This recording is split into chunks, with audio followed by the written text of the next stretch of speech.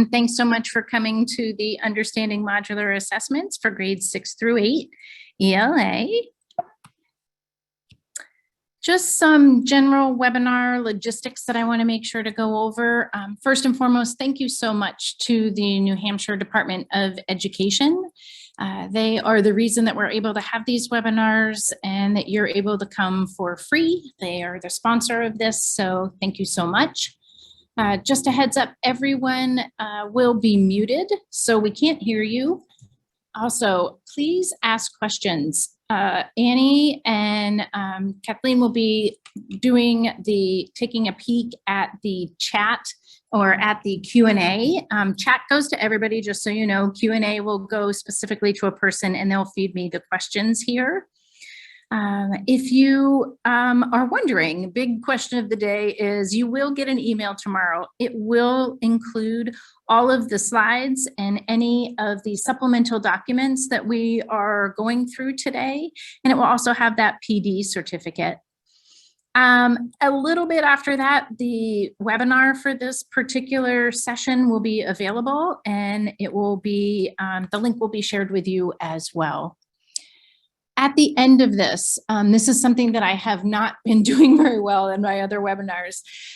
I am going to get off the webinar relatively soon. What will happen is that when I close the webinar out, it will bring up a survey. If folks are hanging on and asking questions, know that the survey will also come in your email tomorrow. So please fill out the survey. We really value your feedback and we take it into consideration as we do more and more webinars. This is the team we have here today. I'm Heather Jenkins. We also have Annie Wallace here from the New Hampshire Department of Education. Right. Hello, everybody. Thank you for coming. We also have Kathleen McCaffrey. She's here. She's our new hot off the presses English language arts education consultant. So we're excited to have her here today. Thank you. It's so excited to be here. We do have one question about how long this will last today, Heather. So maybe you could answer that. It should be about an hour. Yeah, we should be finished up by 4:15. Okay. All right. I'm going to actually turn my camera off so that you get as much screen as possible, and we'll continue to get started here. So just this is a reminder just about in general with our classrooms, the goal of the reason and what we're doing for assessments is to improve student performance. It's not just to audit it. We're not giving assessments just to give assessments. We are figuring out where students are and what we can do to help improve their learning experience. For today, we are going to be answering the following questions. The first one is, why would we use the New Hampshire modular assessments? We're also going to be looking at some options for the modular assessments for your grade levels. And we're looking at the modular assessments in how you can better understand your grade level standards with looking at some of the questions and how things are worded on the portal. And we're also going to look at how you get to them and how you administer them. First and foremost, just to make sure that everybody is on the same page, I want to talk a little bit about the benefits and uses of the modular assessments. So some general information on this. First of all, they're short periodic assessments. They are not as long as a summative assessment. They're a little bit shorter. They also have the ability for you to see what students are scoring on a specific question. They all get the same questions. Summatives are a little bit harder that way in that you can see how they're doing overall on skills, but you don't know what the questions are. So since everybody's getting the same question, it makes you really be able to see where the student skills are at. All of the questions are based on the Common Core for both ELA and math, and then the science is based on the next generation science standards. Modular assessments are really the way that they're designed is on those standard domains of either math or ELA, right? We're talking reading, literature, reading informational text, writing. So you're able to really match them up with what you're currently teaching within your classrooms. You can administer the modulars pretty much any time throughout the year. They were up and going and able for administration as soon as the students were entered in, and that should all be pretty much complete for most schools. I think probably by the end of this week, all the students will be Untitled because it will be your beginning of the year students that are uploaded into there. And then the modular assessments, the great thing about them is they can be administered at your current grade level. But if you have students who are not able to access your current grade level text or being able to read passages at your current grade level, you can administer them at a grade level that is appropriate for those students. I just want to let you know, it's not automatic that a student would get, let's say you're a 6th grade teacher and you wanted to give a 5th grade modular. You have to actually tell the system that you want that student to be able to see the 5th grade modulars, but know that it is possible. You just need to change some of the students' settings in Tide for which assessments they have access to. So how they're going to help you as teachers or educators is they're going to help you measure student achievement, right? They're automatically scored and the results are almost immediate. And again, it is down to that question level. So you can see, oh, wow, this question 5 about key ideas and details, kids are really not understanding, or there is a common misconception of what the answer to this would be. So you're able to see that with the results. So they can help you evaluate if you use a specific program or whatever your scope and sequences or however you're teaching your class. It allows you to really see what the impact of your teaching is for students. They can also help you understand specific children's gaps, progress, needs, whatever they might need for additional instruction, maybe where they have skills that you didn't necessarily know that they had skills. So it's really, you can look at it right down to that student level. The modulars and the results from the modulars can also help you determine your resource needs. That means people and materials, right? So if you have students that are not getting a particular skill, maybe you need to get additional materials or additional ways of teaching that particular skill together in your classroom, or think outside of what you're already using for instruction. It also will help you determine if you have folks that are able to give students additional help, whether it be for remediation or for extension. It helps you figure out what they could be doing with those particular students. Again, it's all to help us inform our instruction. The big thing is also as you're looking at results for the modular assessments, it helps you understand maybe where you might be misunderstanding possibly a standard, or where you might be able to just change your teaching just a little bit to help kids really and make an impact on their learning and have them be able to show what they know. This is the biggest reason that I love the modulars, is that they help teachers gain an understanding of the standards, and not just the standards, but really the depth of knowledge that's needed for students to be successful with those standards and the skills associated with it.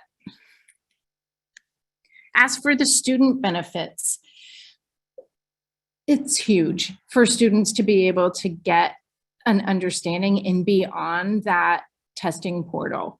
It gives them sort of an understanding of what the New Hampshire SAS assessments are about.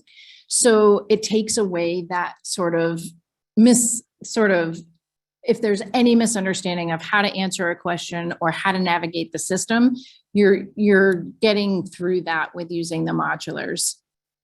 Because they're practicing right in that New Hampshire SAS system, it's taking away some of those barriers. Like I said, maybe they don't know that they can open the screen all the way up and see the passage all the way across the screen instead of scrolling down just on the left-hand side. Maybe there's questions that they're not used to, that it's a multi-select or a highlight. So we're taking away some of those barriers and having students really taking a peek at questions that are very similar to what they see at the end of the year, and really getting them to understand what to expect with that portal. There's no mystery when teachers are using the modular assessments, because they're understanding the standards better, because they are really informing their instruction, and because students have those barriers taken away. The New Hampshire SAS summative assessments show a higher level of proficiency. I want to make it really clear, like crystal clear, that we're not talking about teaching to the test. It is not about that at all. It is really just informing ourselves about what the standards are at our grade level, and how we can just make sure that students are transferring the skills from our classroom onto the New Hampshire SAS system, or any other area or any other assessment that they might be doing. This just happens to be one of them. So here's how the assessments can be used. They can be used as an end of unit assessment. They can be used as a pre-assessment for a unit. You can set them up as an assignment or a formative assessment on the portal, or you could use them as a summative assessment at the end of a unit to see how students have been doing. It can be used for all of those things. You can use the same modular for a pre-assessment, a formative, and a post-assessment, or a summative assessment. So the modulars can be administered more than one time. I really like this as well for those teachers who aren't necessarily ready to say, oh, I want to administer a modular and I want to be able to take a block of time to be able to use this as an assessment. Using the questions in the assessment viewing application and projecting them on your screen and walking through them with students are also really valuable ways to have students understand what the expectations are, and to look at some of those areas that might need a little bit different way of teaching. So if you put them up on your screen, walking it through with the students is really valuable as well. I wouldn't say this is necessarily just right before the summatives or for test prep, but just periodically throughout the year, having students be able to see what the system looks like is also super, super valuable. Any questions on that so far? Nothing has come through yet. Okay, great. Okay, moving on to what the options are for each one of the grade levels for ELA. So for 6th grade, the modular assessment categories or areas are editing, informational text, listening, and reading literature. And then the 2 types of writing are informative and argumentative. This is what the assessment viewing application looks like and where the modulars are. So you can see here for 6th grade, we've got a couple of editing, right? We've got 3 editing examples. So that's where students are taking a paragraph and editing specifically for vocabulary or content. And then the informational is informational, is reading informational text. And the literature is reading literature. Then underneath that, you can see the listening one as well. And the last ones are the writing. So this is where I want to just make sure you understand. For writing, it's informative writing. For reading, it's informational text.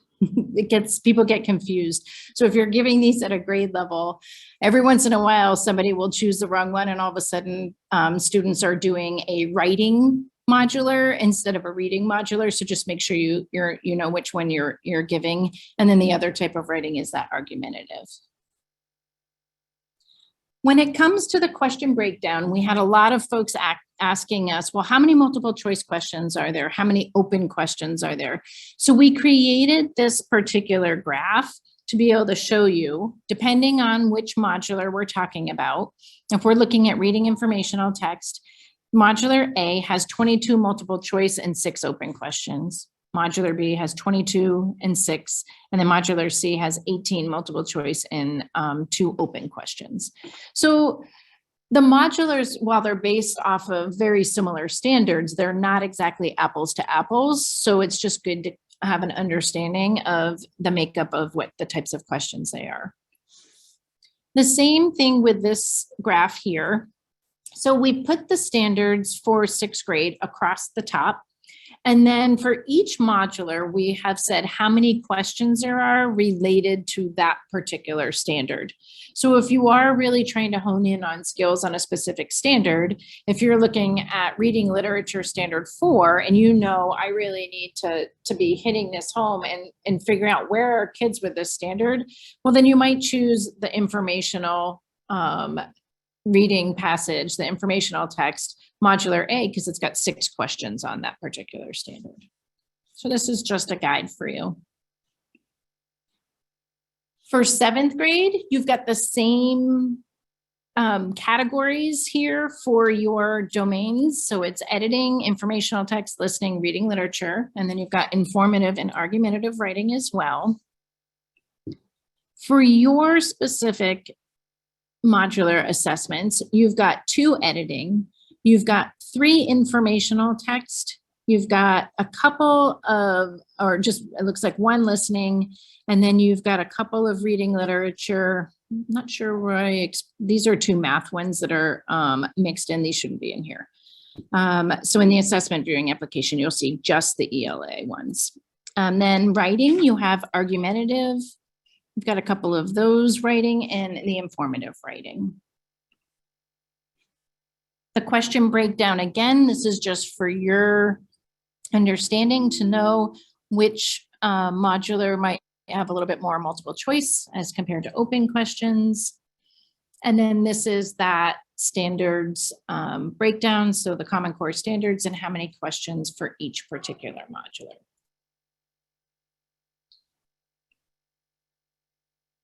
You've got very similar for 8th grade. You've got that editing, informational text, listening, reading literature, and then the same informative and argumentative writing.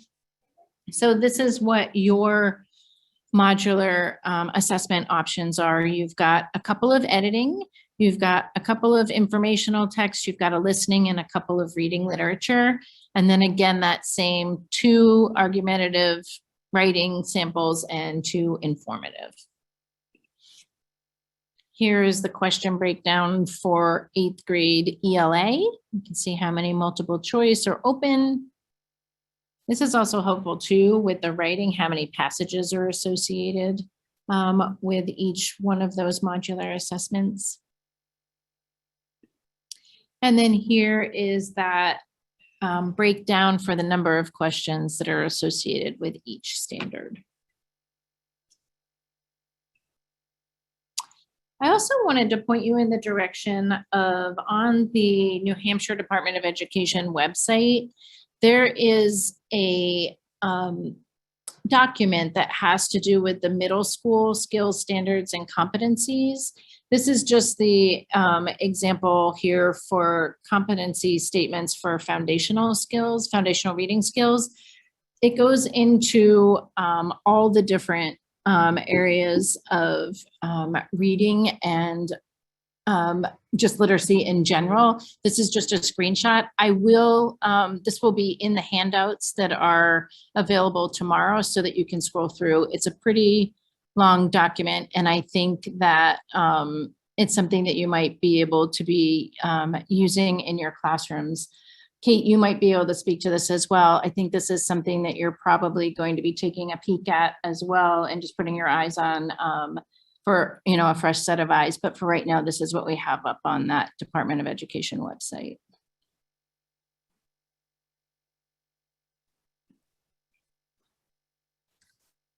Yes, we'll be looking at those. I don't see any questions at this point. Okay, thanks so much. All right. Next thing is the grade level examples. So what we've done here is we have taken some of the questions that are modular questions.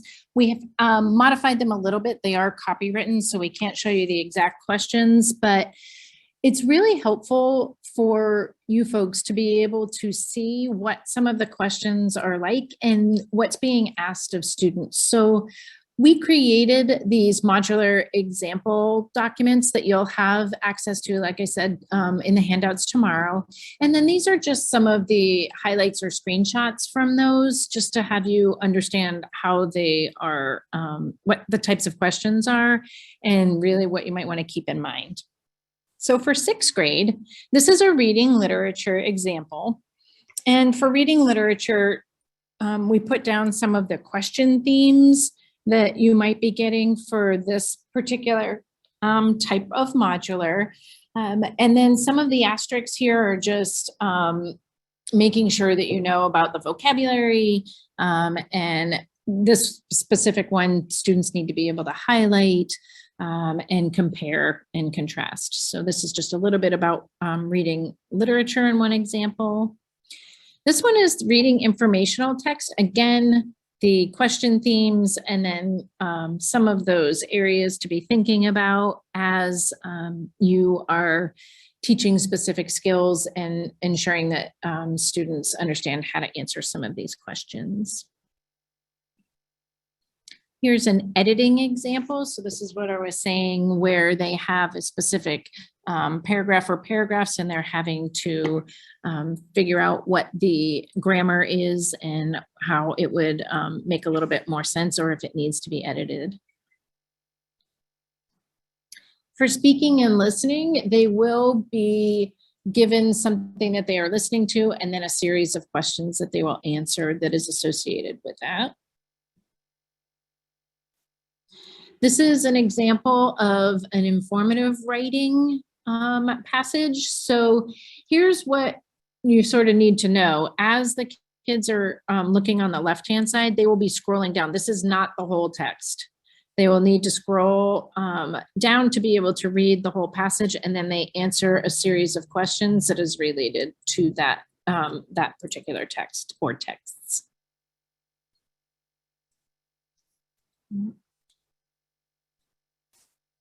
All right, so this is an argumentative. This is just saying, basically giving them a information about what they might need to write about, and answering with the, it has a passage set that would have been on the left, just making sure that they're understanding how to provide the information here. One thing that I will say about writing and the modular assessments and the summative assessments is one of the biggest barriers that students have for writing on any of the New Hampshire SAS assessments is that, I know in middle school you probably use a lot of computers anyway, but if you have students in your classroom that are used to using some sort of graphic organizer, or they're used to writing things out on paper first and doing some sort of mapping before they write, obviously you are not able to provide them with any sort of graphic organizer or a map for them to be able to follow, but it would be good for them to be able to at least have that paper, just like they do for math, to be able to put down some of their thoughts and create their own graphic organizers, and to be able to really just plan out what they're going to be writing that would be then able to have them transfer that on to typing on the computer. So it's just a thought for some of that writing information there. 7th grade examples, we're going to go right through the same type of thing. So for 7th grade, here's a reading literature example, and then some just general things to keep in mind with reading literature for 7th grade. I'm going to kind of go through these because you are going to get these slides and the modular example documents tomorrow, so I don't want to spend too much time on it. But again, this is a reading informational text. Again, what students are seeing, we try to choose questions that might be a little bit different than what students would be asked to do in a regular classroom. Here's an editing example. And then the speaking and listening, again, they're listening to something and answering multiple questions related. Here's an example of an informative writing prompt, and then here's the argumentative writing. Again, there's passages on the left, and then there being the question or the prompt is on the right-hand side. For 8th grade, here we go for reading literature. Things to keep in mind here. Here's the reading informational text. This part A and part B can definitely be something that trips folks up. Here's the editing example. Speaking and listening. You can see the types of questions that are being asked as well. And then here's an informative writing.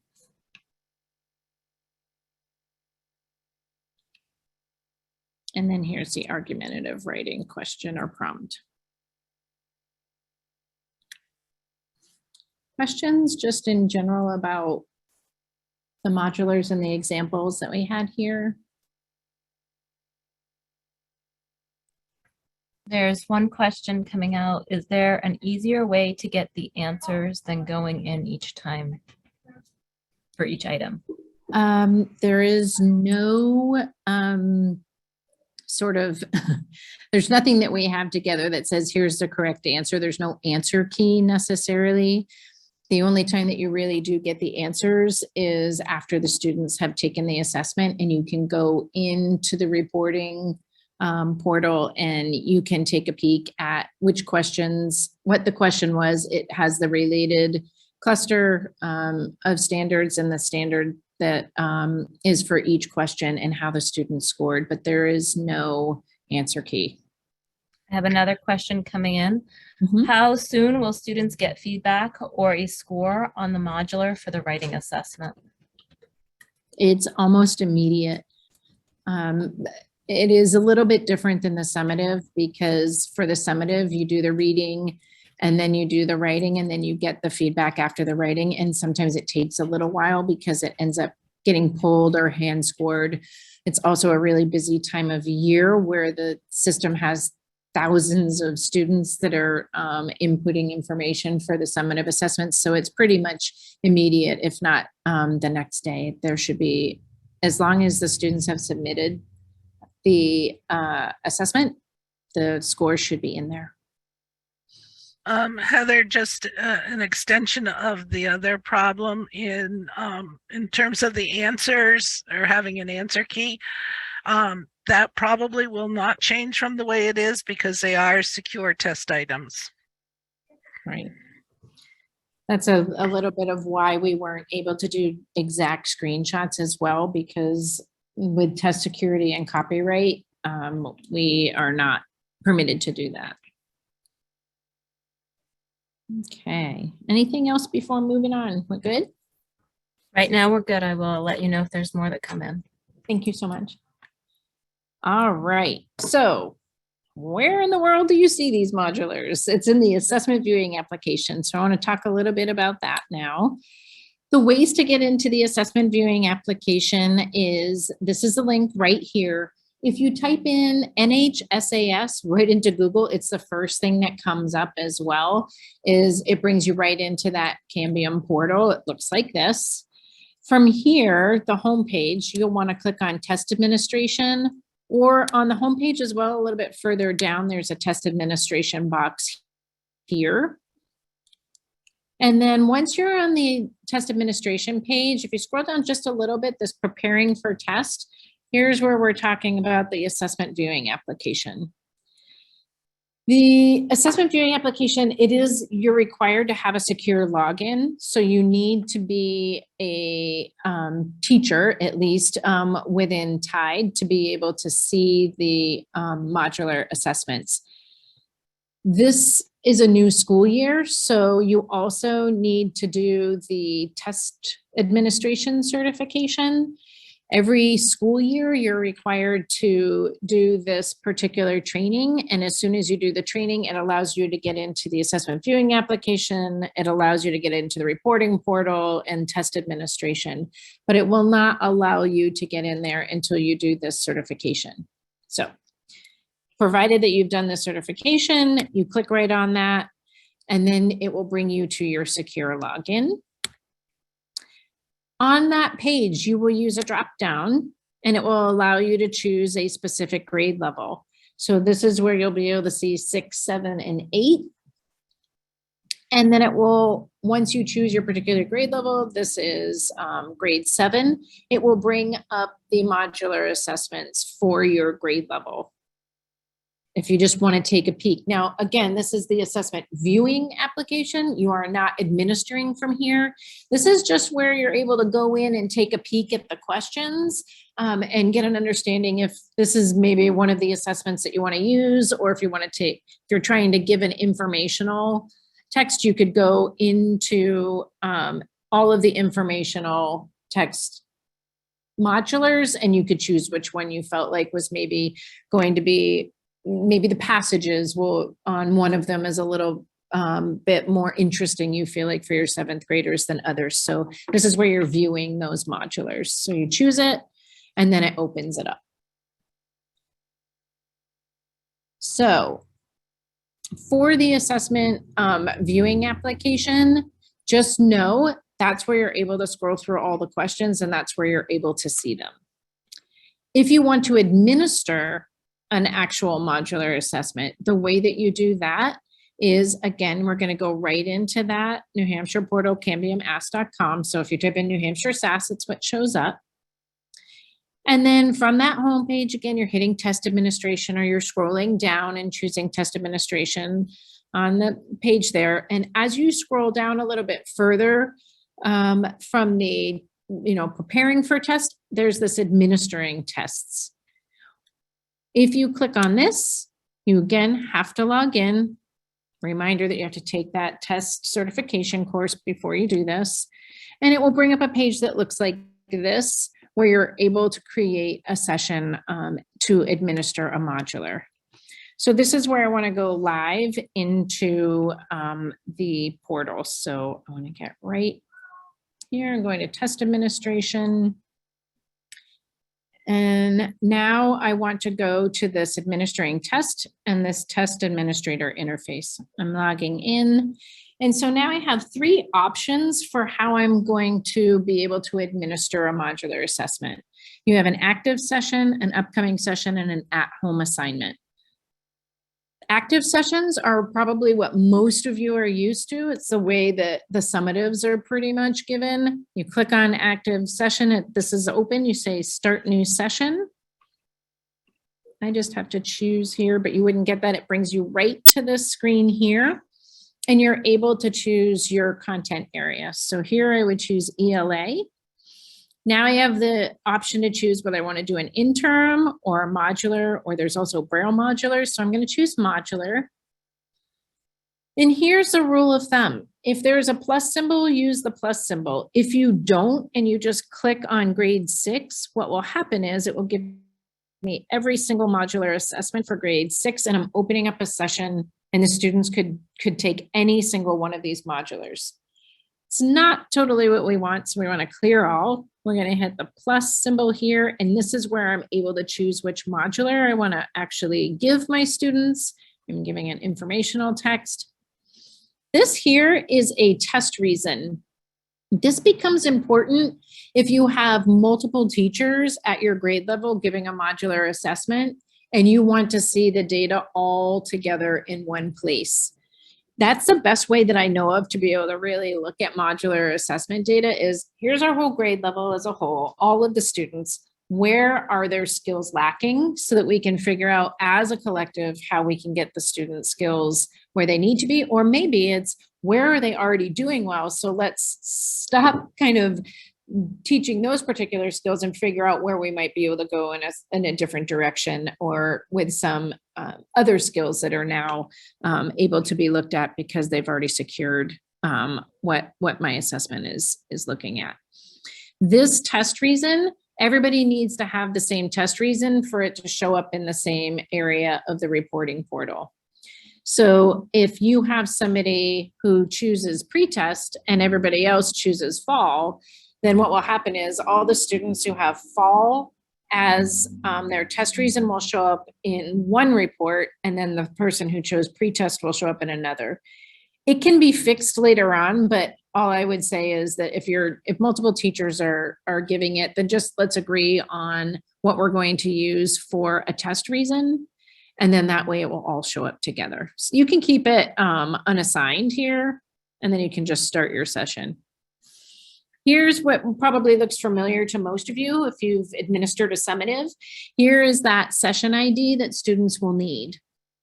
They need the same things to take a modular as they did for the summatives. They need their name, and they need their SSID, and they need this test session ID as well for them to be able to take a modular.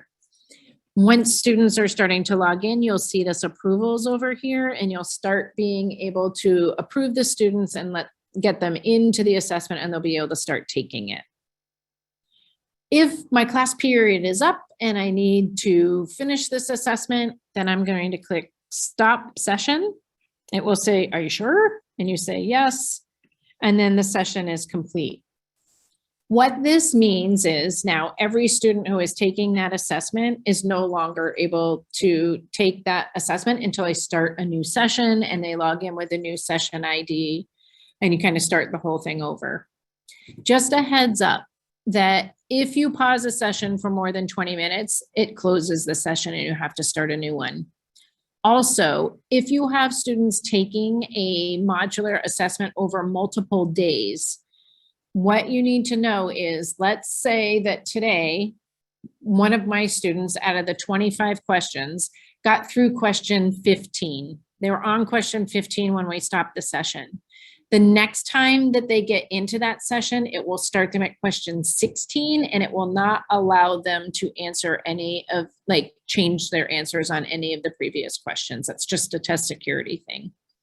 For writing modulars, whatever the student has thus far is saved. They just save it. And when they come in the next time, all of their writing should be saved in there, and then they can continue to write. So that's how you create a live session. Heather, we have one question coming in. Yeah. What does test 1, test 2 mean? Test 1, it's just different ways that you can, different indicators for your test reasons. Some people like to say the time of year. Some people use test 1, test 2. Those are static. They don't change. It's what Cambium has put in there. So you can't create your own test session reasons. So it's just what they have for options there. Okay. All right. The next way that you can create a session and to administer the modulars is with what's called an upcoming session. If I click upcoming session, it's the same thing. For here though, I'm going to schedule a session. So maybe I want to create a session for next week. We're going to be doing a modular, and I just want to create it in advance. And for some people, they really like to create an upcoming session or schedule one, because they're afraid they're going to administer the wrong one and they want to be able to double check it. So, and it also allows you to choose a session time frame for up to 2 weeks. And they use the same test session ID every time they go to do this particular modular. So some people really like that, where this test session ID doesn't change. So to schedule a session, you just click on this, and it will bring you to this area where you're able to choose the dates that you want to have this test session ID be good for, really. So let's say I wanted to start tomorrow, and I wanted to give myself a week for the students, depending on which sessions and classes I have. It's a holiday weekend, whatever. I have a week to be able to administer this modular, and I can click next. And again, this is where I'm choosing, here's my subject area. I'm choosing modular. Again, use the plus symbol. I'm doing 6th grade, and maybe I'm doing in argumentative writing. This here, it's over here. I now need to I have to name my session, because if I don't name my session, I could have multiple sessions going, and I need to know which session I need to open up depending on maybe what my class is. So this one I'm just going to say is, I'm just going to say grade 6, and I'm going to say argumentative writing B. Now, again, this is that test reason. I can keep it unassigned if I want to. If I'm giving this more than once, you probably want to use a different test reason. And then that way it's really clear which session is which for my scoring. I'm going to save my session. And so now what's happened is this is giving my test session ID. I can copy it from here, but it's also, if I wanted to share this, it's right here anytime I want to see it. So now it's an upcoming session. It's not yet active because first of all, I'm not in it. And second of all, I'm not actually even in the test window. That starts tomorrow. So let's pretend now it's tomorrow. I'm just going to edit this and say we're here. So now, save. Now it's not in my upcoming sessions. It's now in my active sessions because I'm within the date window. The biggest misconception and problem that teachers have with creating an upcoming session and having it be open for all of these dates is that teachers often think that it's all, we're good to go. And I could just give my students the session ID and they'll be able to get in. And then what happens is your students go to log in and they say no assessments are available. And you're like, well, wait a second. No, I've got this. It's the argumentative writing B. Well, it's because you haven't joined it. So what needs to happen is you need to join it so then it becomes open for students to be able to get into that session. So now this is the familiar screen and I'm going to start seeing approvals in here. The only difference between having an actual active session and then a scheduled session is that each time I join it, this is the same code. So I don't have to create the session each time. I'm just joining an already created session. And some people just like the ease of that. But you could create an active session 6 different times and the students are still getting the same experience on their end and they're getting the questions. If for some reason, also, let's say that we're stopping for the day and I've closed this. This is still in my, where I go into my test administration, I still see this, sort of span of time. If I was past when this is actually open, this will go away. But if I still needed some students to finish up the assessment, I would just start another session with that argumentative writing B modular, and they'll still be able to continue what they were doing. So it doesn't go away just because my date frame is passed. Okay, Heather, there's one question about can they pause so that the students can finish on another day? Well, the pause, if it's over 20 minutes, will just stop the session. So they'll just create another session or open the session. Like I just closed that and that's done for the day. But if I have these same students in tomorrow, I just join it again and then they can get right back in again. Right. They just can't go back and change the answers that they had done before unless it's a writing piece. Yeah, right. Okay, the last way to administer the modular assessments is through what's called an at-home assignment. So if I click at-home assignment, this is the same sort of process. I have up to a 2-week time frame. I'm able to choose a specific modular. The difference with this is, even though it says at-home assignment, they can be sitting right in front of you and you can be giving the assessment. But the reason that teachers like this is because you don't need to approve students. This session, as soon as I create it, is open. Students could get in at any time and they can answer the questions at any time. But most of the time they're sitting right in front of you. But you could give it as a homework assignment as well and just know that the assessment has a little bit different level of validity, I guess, when you're giving it in your classrooms. It's just easier because as I create the assignment, I'm again able to choose up to a 2-week time frame. I'm just going for 2 days here. And I'm choosing ELA, choosing a modular. Let's go with 8th grade, and let's go with an editing modular. And so now I could do grade 8, editing B. Again, I just need to choose a test reason. I could say fall on this one, and I save the assignment. This here can go on a Google Classroom or Canvas or whatever you want to put in there. And what will happen is the students will click on that and it will automatically put this ID in, and then they just use their name and SSID and they're able to log in. If you find that students are in your classroom and they're doing this and they haven't finished and you're keeping this open and then they're going in and kind of messing with it later because it's on the Google Classroom, you can delete this session and then you can open another session as an at-home assignment again the next day, and they can work on that same modular. So it's really flexible. People like it because you don't have to go in and approve students. They can be working on it at any time without you having to worry about the approval process. Any questions?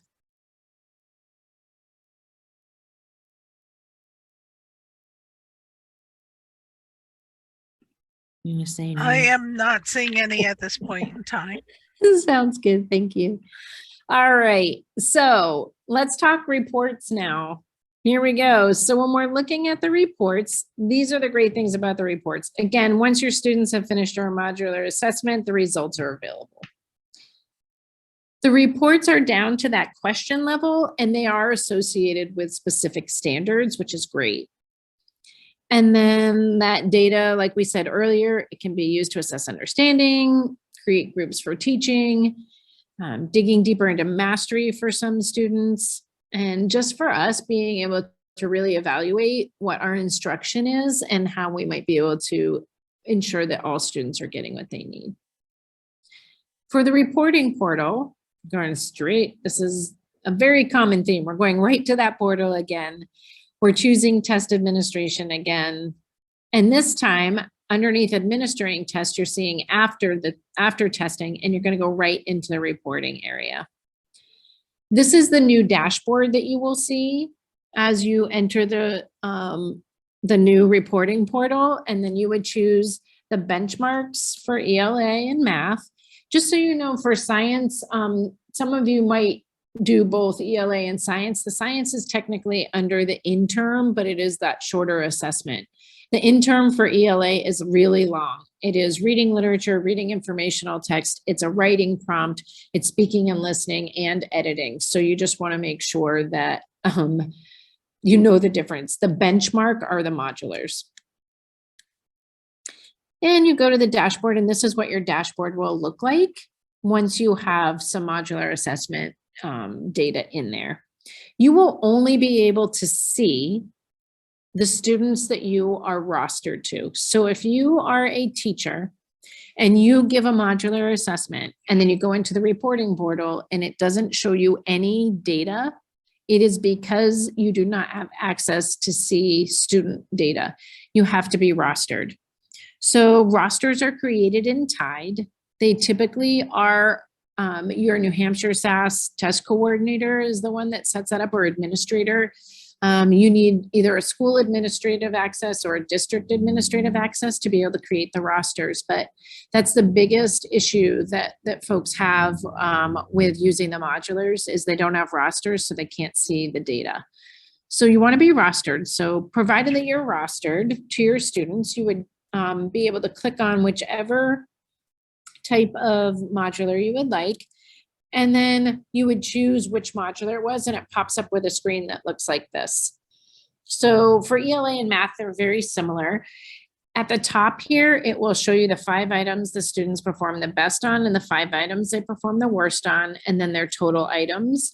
And then this is overall. I've cut the student names and that information off, but you get the idea of what you're able to see.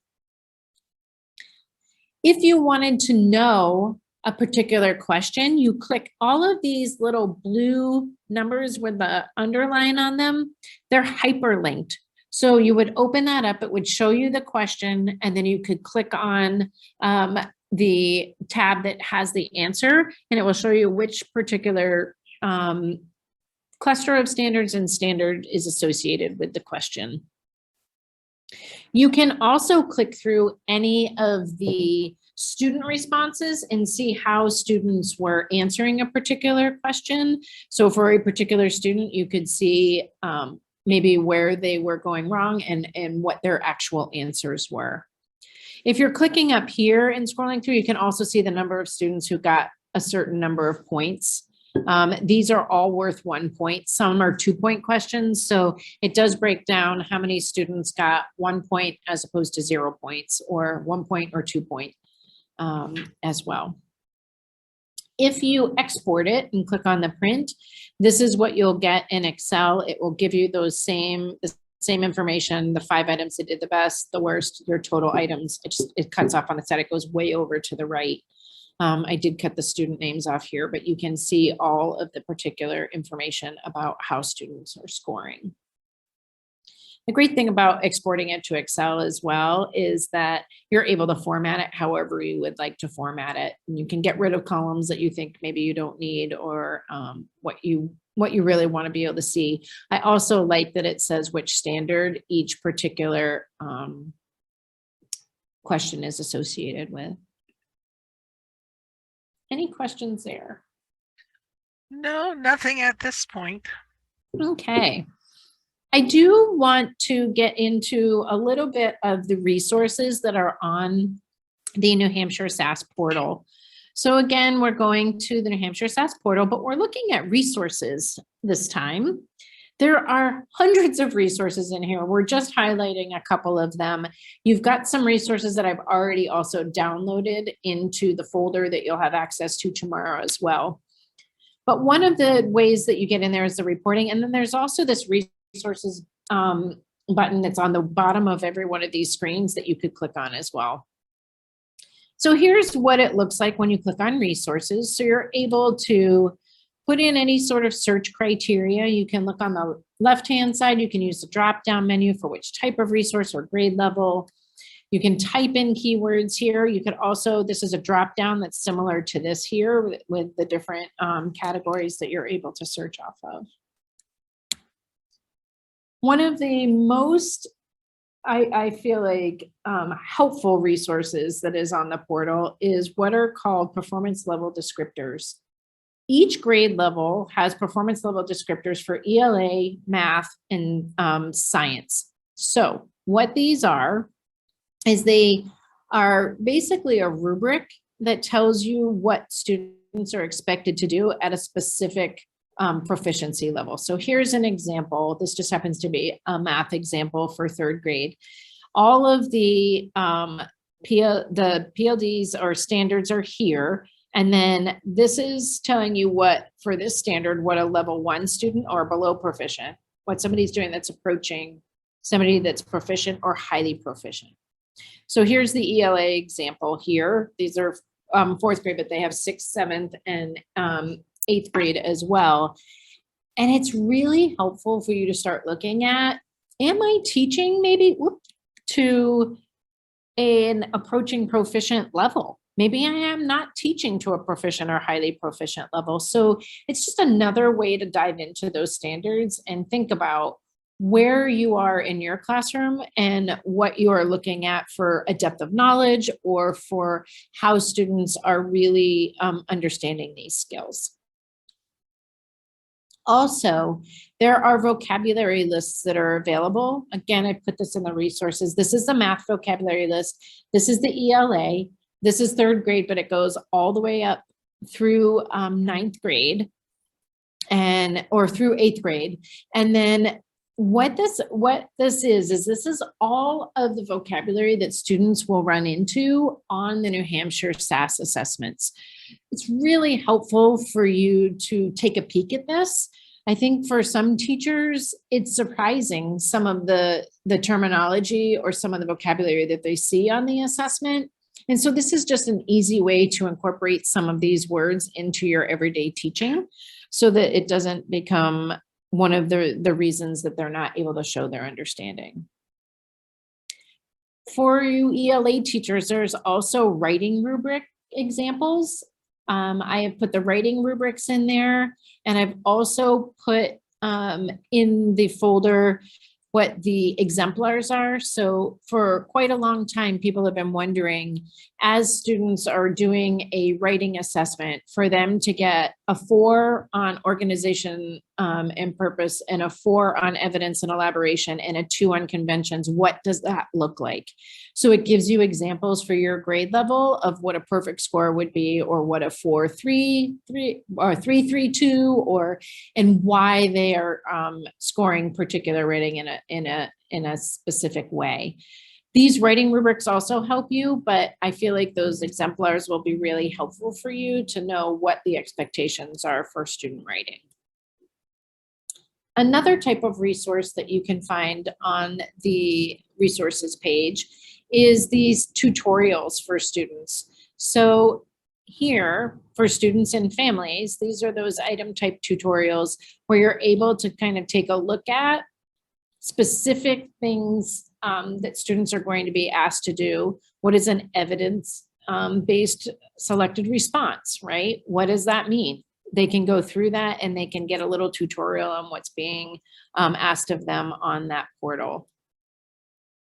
The student practice site, a lot of folks do this right before the summatives. They have the students practice on the practice site, but it's also just good for you to be able to see what types of questions students are being asked. So that practice site is also helpful for students to be able to take a peek at. Any questions about resources? We have nothing in the Nothing. chat. Yep. Okay. All right. Just some wrap up here, some general information. So this is the webinar that we have today. So we have some other webinars coming up for 6 through 8 science. We also have some new modulars out this year. So if you have people you know or colleagues, we are starting to, there's a few more modular assessments now for the high school, specifically for math and ELA. There were all, they had the 11th grade science ones, but they've added some ELA and math. And the same thing for modular assessments. Right now, it's grades 1 and 2. I think K is soon to be coming, but they are not necessarily available quite yet in the assessment viewing application or to be able to administer. So if you have some folks that you know are younger grade teachers, it's really great for them to see what the assessment is all about and what specific skills at their grade levels are feeding into 3rd grade and above. Again, we would love your feedback. I'm not sure if you'll stay on long enough to be able to get the short survey that will pop up when I close out this session. But again, it will be in the email that comes out to you tomorrow that has your access to the Google Drive and all of the materials. She'll be putting, it's Elizabeth Dion, most likely that it's going to be coming from, and it will give you the information about the survey. We definitely want to hear your feedback because we're always looking to improve. We have two questions coming in. Multiple resources on the same topic for students to practice argumentative writing. Say that again. The question says multiple resources on the same topic for students to practice argumentative writing. I think they're trying to figure out if there's where to multiple find, things. yes, where to find multiple So, resources. So are we talking, I mean, I guess I'm not totally understanding the question, but if I understand, like there are more than one modular assessment for like the argumentative writing. So you could look at both of those particular modular assessments. You could also look at those writing exemplars so that you can see what is really an example of what a good argumentative writing passage would be, like what a student would write that would be able to get them to show that their skills are there for a particular type of writing. Is that answering the question? It's hard, we don't have many kids. Can I and we've unmute got so that I communicate better? volunteers. I think so. It's really hard in the webinar format to unmute people, but we can try.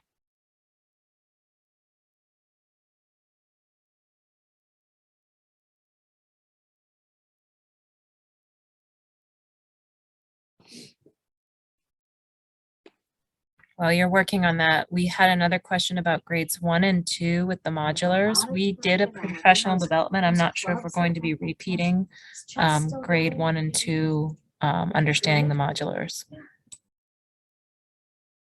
Okay. We haven't done grades 1 and 2 yet. We've only done 3 to 5 and math for 6 to 8. So 1 and 2 will be coming up. I will ask tomorrow the New Hampshire SAS people if there will be PLDs for grades 1 and 2. I know you can currently get to the modulars for grades 1 and 2, and they are working on uploading students to the system so you can form your rosters with those grade levels too. There's a not PD, PLD documents. Right. So those documents, I will see if I can find out the answer to that tomorrow.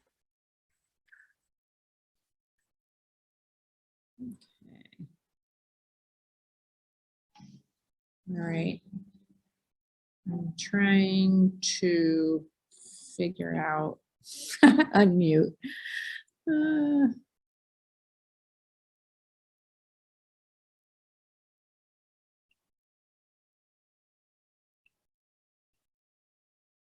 All right, I think I've done it. Hi, Hi, can you hear me? I can hear you, yes. Okay, so our reading program does not have 3 articles for students to read and then write an argumentative piece using evidence from what they've read. It simply gives them articles and talks about how the author has written an argumentative piece, but it doesn't give them 3 articles to read and then write their own piece to practice doing that. So I'm wondering where I can go to get like writing prompts where they'll have 3 different. If you're in the building, your mom's ready to go. 3 different articles on the certain subject. And then they have to read them and say, okay, milk is not, having colored milk is not, they take a stance on it after reading about milk offered in school cafeterias, just an example. Right. I don't know if I'm explaining myself. I know what you're thinking about is that because they don't have that, where could you go to be able to get articles or to be able to kind of have this same experience Exactly. in your classroom? I mean, obviously you could use, there's 2 modulars, but you want to be able to do it in a little bit more authentic way as well. I want to, say, okay, we've taught it, we've used this example, we've practiced, and then take the modular provided, or I use it in a different way and I just use the modular and we go through it and they practice that way. Well, do you ever use Common Lit? Common Lit? I haven't. It's COMMON and then it's LIT. And that is it's free. Okay. I think you have to sign up for it, but there's a free version, and that's where they have thousands of passages there that you can choose at any particular level that you might be able to find on a specific topic area that you might be able to print out for your class to be able to use to do something similar in your classroom. Okay. I don't know, Kate, you might have other, I know there's a lot of websites, like there's, I always say Newsella, but is it News ELA? I think that's a paid one, but I'm not. Yeah, that one's a good one. A lot of teachers are liking How do that. you- They get how 3 do different you- articles. How do you spell it? Newslia, I can send that to you. WNNEWSLA. It's NEWSELA. Okay. All right. Okay. A I lot of just want- teachers use that because there's articles and there's multiple different approaches, and then they can then inform their own opinion on a That's- topic that's That's what I'm looking for, something like that. Okay. Yeah, Okay. and I can get you some, if I can get your email, I can look up some resources and send them to you as well. That would be wonderful. It's jtorville@sau15.net.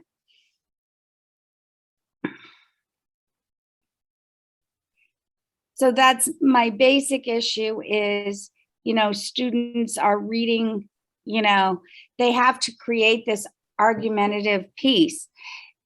And we do that in class, okay, give some evidence. So, but it's not reading an article and then taking evidence from the article. That's the difference from the SAS testing. Does that make sense? It does make sense. And It then does. as you go, if you look at the standards as well, too, that's where it becomes a little bit of a disconnect, because the standards, if I'm, basically say that you can take multiple pieces of information to formulate your. So you can take multiple pieces of information to form informative text, but to do argumentative, my reading series does not do that. And so I've spent a lot of time just researching and trying to come up with, a lesson or whatever, where we work on it together to kind of, provide an opportunity where kids learn how to do that. It's not just, as I said, they teach argumentative writing, they have them practice writing it, but not taking multiple sources. And so that's my big thing. And that's a big emphasis on this test, is they're going to get one of those. So I appreciate your time in answering that, and I'll look forward to you providing some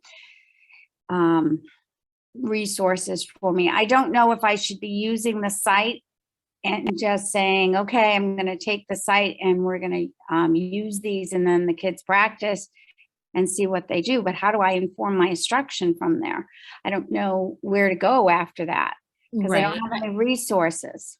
I think that if you use these couple of sites that we gave you, at least to get some of that literature to be able to teach this in your classroom, then I would use a modular assessment to see how that's going. Okay, that's what I'm looking for. I need something before I use the modular.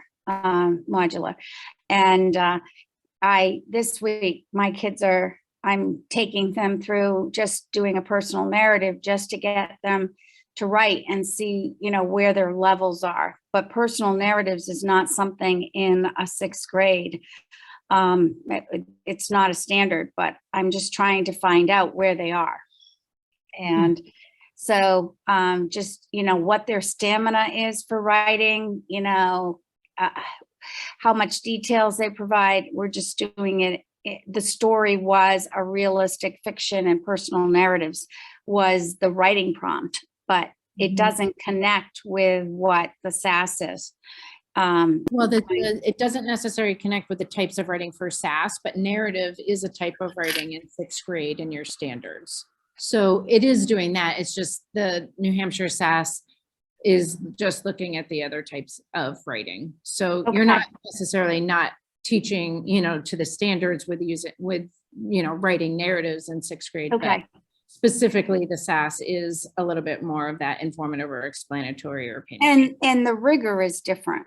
It's in those two types of writing. It's a lot easier for a child to write about a personal experience or a realistic fiction and tell a story than it is to formulate, an argumentative piece to support their opinion, or, Those skills definitely need to be taught. So I can see where exactly. it's tricky, because you've got your program isn't exactly mimicking what is being asked of them here, but also I would say that it's probably not really mimicking the standards, because the standards do say that they are able to look at multiple texts, multiple texts or passages.